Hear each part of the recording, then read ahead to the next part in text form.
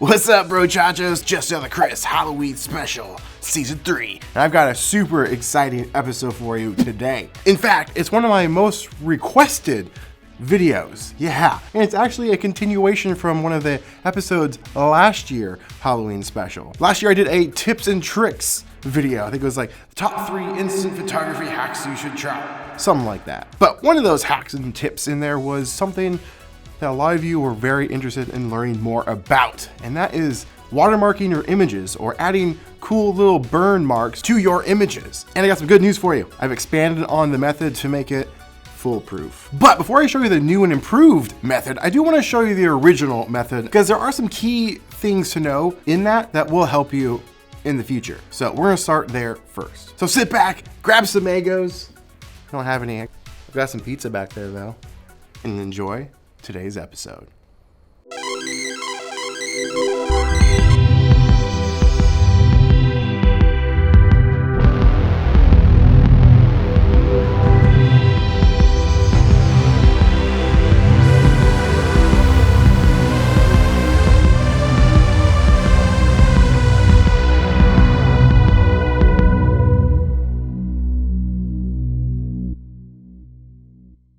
Alright, so this step is technically optional. So the things you're going to need, you just need a changing bag. It'll keep you from wasting a photo, because you know if you pull a pack out, that one top photo, it's ruined. So if you want to get one of these, there'll be a link in the description. And they're pretty cheap, it's like 20 bucks for one. For the sake of this demonstration, imagine this is a brand new pack of film. And what you're going to do in the dark, in the changing bag, or if you have access to a dark room, which most of us don't, but if you do, you can do it in there too.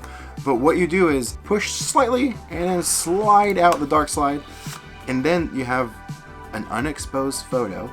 You'll slide this out of the pack. Don't touch the bottom of the Polaroid because that's where the chemicals are. If you press too hard, it'll pop the bags and start to develop the photo, and that's no good. So when you push it out pretty far, and then just grab in the middle. And then you take this photo and transfer it to an empty pack. This has to go in the right way, like this. You want to make sure it goes in the same way that you pulled it out. Now, to put the photo in the pack, you want to feel for the metal little spring system that they have. You want to push it down and hold it in the middle. And take the photo and you reinsert it. Make sure it's above the metal spring. And then you push it till it hits your finger and just press on it and push it until it stops. Now you may notice it isn't in all the way because it won't go in all the way now because the metal spring is pushing up on the photo and it's pressing up on the top film pack. So you've got to press in the center of the photo and try and finagle a slide into it all the way. Then you reinsert the dark slide. I sometimes will tear off this little film piece because it does get in the way. That is optional. Slide it in, and then it might catch in the top. And now you are safe to pull this out of the changing bag. It's not hard. It can seem a little bit intimidating. I know I was a little nervous and scared the first time I did it, but it's really not that difficult. You want to do this with short sleeves. And if you're wearing an Apple Watch or some sort of smartwatch, take it off. Because as you move around, that lights up, or if someone calls you or gets notification, lights turn on inside there and exposes your film. So there's a new method that I've been cooking up that actually makes it a lot easier to do this little trick. If you want the same watermark on all of your images, then this is totally irrelevant to you. Just slap it on and you're gonna be good to go and then shoot all your photos. But if you want to get more bang for your buck, that's where swapping the film into these cartridges comes in handy.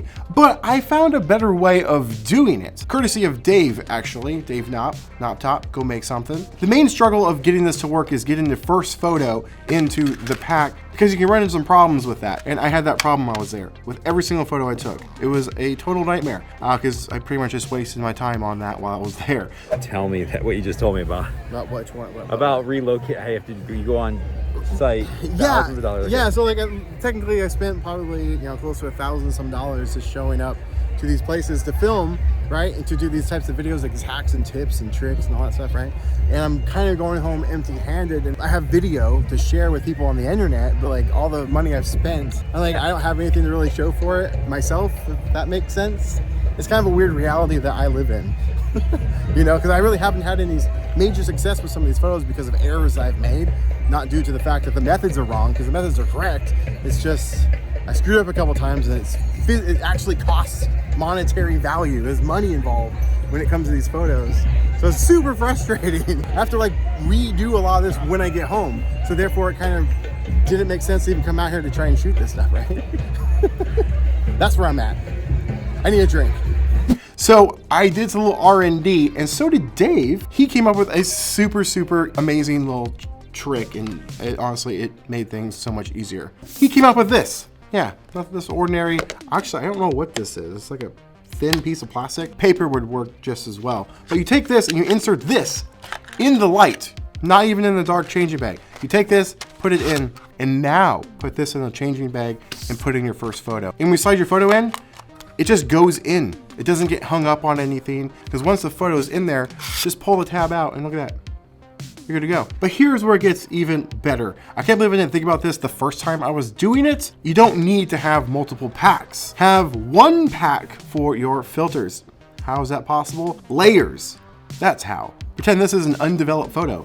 Once you put this in here, take a developed photo or a dark slide. I recommend using this in a pre-exposed photo that you don't care about. It just makes things a little bit simpler, as well as less chance of the cardboard of the dark slide getting a little crumpled in the corner from the ejection, because you can only do that so many times with those before they just don't work anymore and causes some problems. No, so see that corner of the dark slide? Oh, okay. This must have been the one I got from you, and you've used it for tests, so it's a little worn out. So the pick arm in the camera's having trouble ejecting it.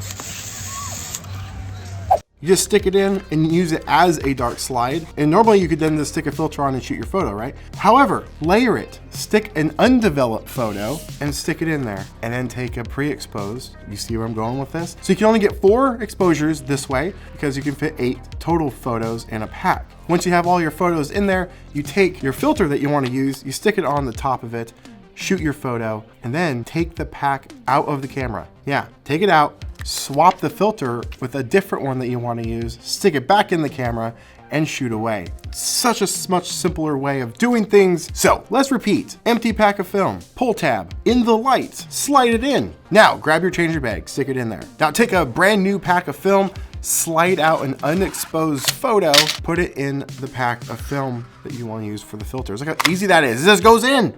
Pull the tab, slide in a dark slide or a pre-exposed photo that you want to use as a dark slide. Then you can repeat the process up to 3 more times if you want. And at that point, take your pack out of the changing bag, and then you can use your filters however you want. Super fast and easy. Oh, hey, what's up guys? Real quick, while I'm fighting off these stupid bats, it's super annoying too, like so rude. But I wanna let you guys know about the Spitfire Club, your opportunity to join something pretty freaking epic. Yeah. Look at member exclusive perks such as photos sent to your door every single month. Signed by yours truly, by the way. Behind the scenes, plus extended main channel videos, and so much more. Plus, new things are coming, such as monthly Zoom calls. Yeah, we're gonna get together, we're gonna hang out, we're gonna chat. It's gonna be a really good time. So consider joining the Spitfire Club. And if you wanna get one of these t-shirts, the only way to get one is by joining the Spitfire Club. I'll see you in there. I'm gonna get back to killing these annoying bats. Oh yeah, link is in the description. See you in there.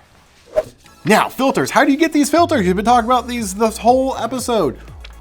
How do I get these? And I'm gonna leave some download templates in the description below. You can do this yourself with the ones that I've created already. So all you really need is 2 things: an inkjet printer and transparent paper. I've left a link in the description as well for transparent paper. And then you just go into Photoshop or any photo editor of your choice, drop in the transparent watermark, whatever it is, to the filter within the outline, and then print it. But here is a very important thing you need to know about printing with this paper. There is a print side and a non-print side. And to determine which is the print side, it's actually a super easy trick. You breathe on it.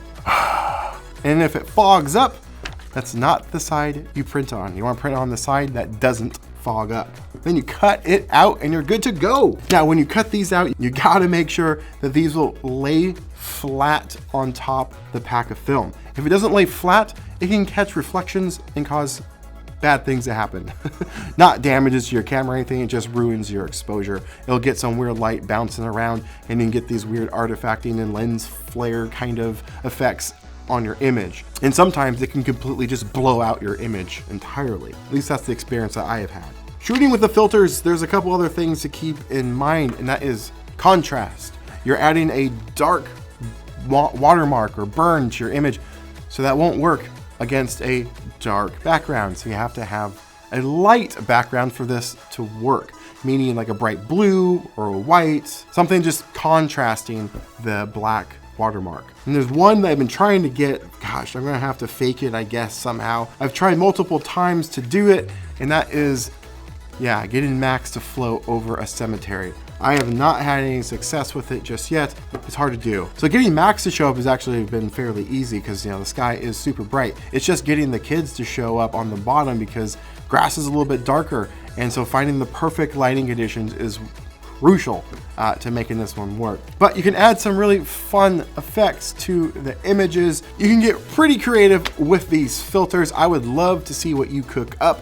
If you do this, let me know. Tag me over on Instagram and I would love to see what you are creating. I've left some helpful links in the description, so be sure to check out those. And thank you so much for watching today's episode of Just Other Chris, Season 3, the Halloween special. I'll see you tomorrow. Now get out there, make some art.